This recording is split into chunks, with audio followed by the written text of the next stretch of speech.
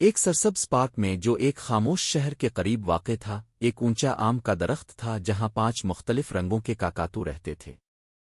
इनमें असन वही सफ़ेद रंग का चमकदार परिंदा था, सुनी सुनहरी पीले रंग का, रोज़ी हल्के गुलाबी रंग का, स्काई नर्म नीले रंग का, और ऐश एक नायाब सुरमई काकातू था जो खामोशी से दुनिया को देखना पसंद करता था।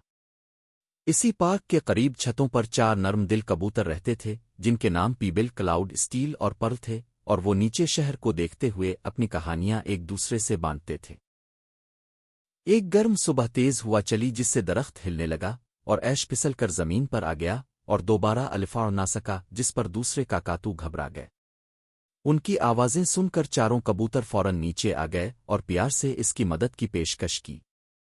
सब परिंदों ने मिलकर हौसला दिया, यहां तक कि ऐश दोबारा अलिफाड़ कर आम के दरख्त तक पहुंच गया। इस दिन के बाद 5 रंग बरंगे काकातू और चारों कबूतर हर शाम पार्क में मिलने लगे, खाना बांटते, बातें करते और ये साबित करते रहे कि मुख्तलिफ रंग और मुख्तलिफ पर एक साथ मिलकर भी खूबसूरती से अलिफाड़ सकते हैं। और हर शाम दोस्ती की वजह से आसमान कुछ ज्यादा ही रोशन दिखाई देता था।